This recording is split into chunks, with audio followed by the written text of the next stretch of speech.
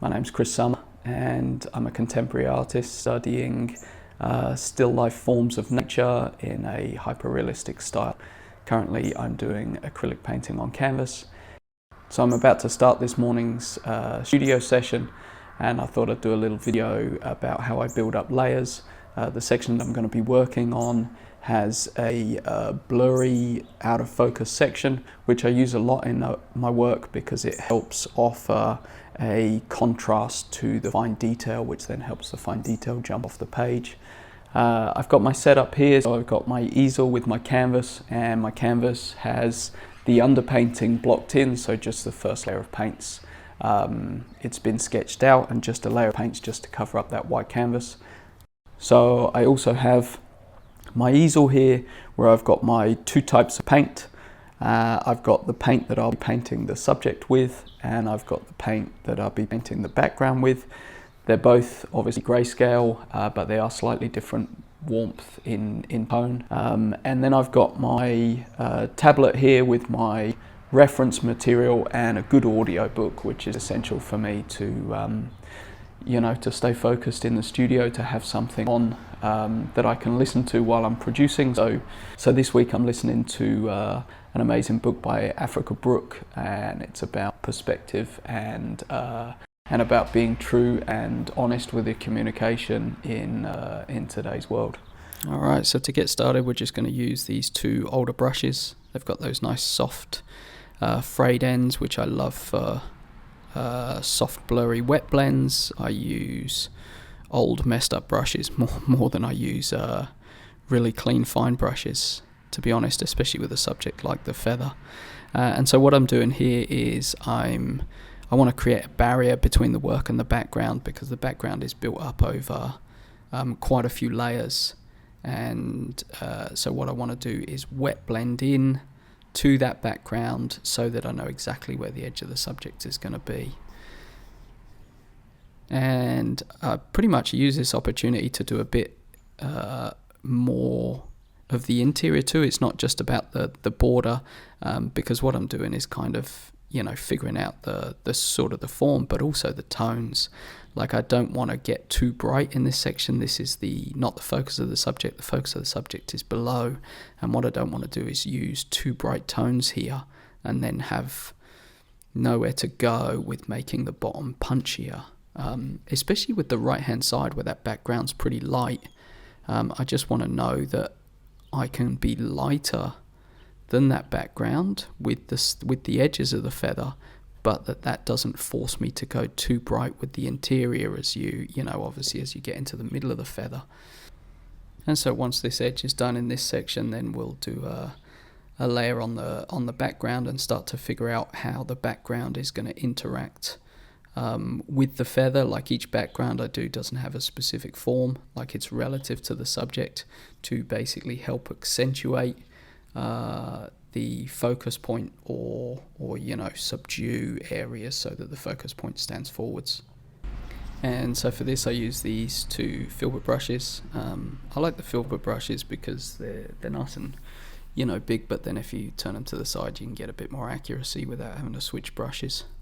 And they're obviously quite small considering I'm doing the background, but at this point I'm still figuring out how the background's going to work, so it gives me a bit more control of where the tones interact, and the direction that the light coming across the background takes. And it's also then obviously nice and easy to come into these in between bits. And so basically this is the second layer, and it's just trying to soften those tones and wet blend as much as I can. This isn't a glaze, this is just really to get that softer tone before I do the glazes.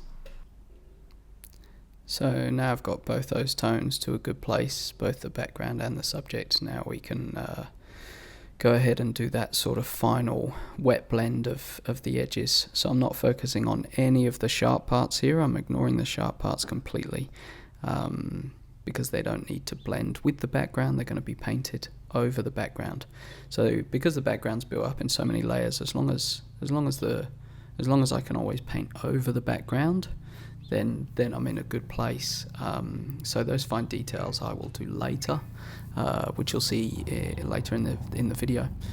So this is quite a lot of work early, but it is worth it in the long run.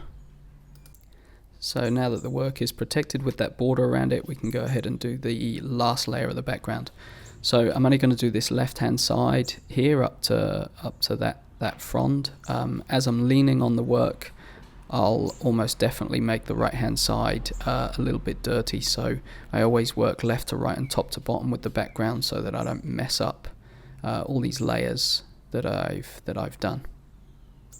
And so for this final layer, I'm going to use this golden retarder, and I put down a layer of that on the surface first. So this is where I do the final glaze, and I use these Neef sort of squirrel imitation soft brushes to really soft blend all the tones to try and get it as smooth as possible.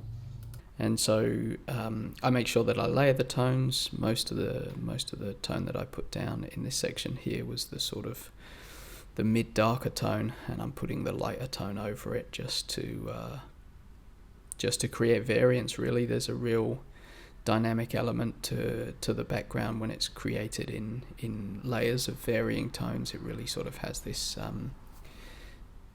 this sort of different life to it, really, when they're blended like this. And so just mixing them on the canvas and judging it as I go, and sort of getting those tones sort of to work together and work that gradient how I want it, with the light coming across the top of the subject. And then the big soft brush just takes away the brush marks, really, and I really wanted the light to come over the top of the feather towards that left corner. I didn't want the transition to be down the middle near where that detail's going to be, so I've just added in some more light at the top just so it can creep over, and the transition's slightly more to the left. It's very strange because as it dries, you get a slightly different appearance. When it's wet, it reflects the light, so it looks a lot lighter, and as it dries, which it's just about to transition to, it just softens even more. Alright, so the next part, this is the final painting, is going to be in 4 parts, and the first section we're going to do with these Princeton velvety brushes. They're probably the more expensive brushes that I use. They're really soft and create a really nice blend when the paint is mixed with the glazing medium. And you wet blend them, and so because I've done all that background work, the blends that come out on top are just really beautiful. So I use these for the really soft parts, and I just go through and pick those soft parts, and then we transition. I think this is a 5-0 and a 3-0 maybe, but these are old frayed brushes, and then basically what I'm doing is adding strands around those really out of focus parts, so we're creating the idea that there's detail there and complexity there, even though it's not actually that detailed. And then switch into the really fine brushes. This is where the fun stuff happens. This is the really fine, full detail, wispy bits that I layer over the top. I still do, to make sure that it's seems authentic and lifelike, I still do transition to some of the softer brushes like I'm doing here, with a more muted tone, and just add some out of focus bits in there, so it comes across 3-dimensional and not too flat, and I vary the tone, obviously, as you can tell from the painting that I've done. And then I come back a step, so then I use a larger brush, still new, it creates sharp lines, but it's just a little bit bigger, and I use this then to transition between the blurry and the focus section. I like to do the real focus stuff first before I do this, because that's the real focus point, and I like to know where that is, and then I'm basically just filling gaps between the really sharp and the really blurry. Thank you so much for watching, and if you enjoyed this video, please do subscribe for more upcoming stuff.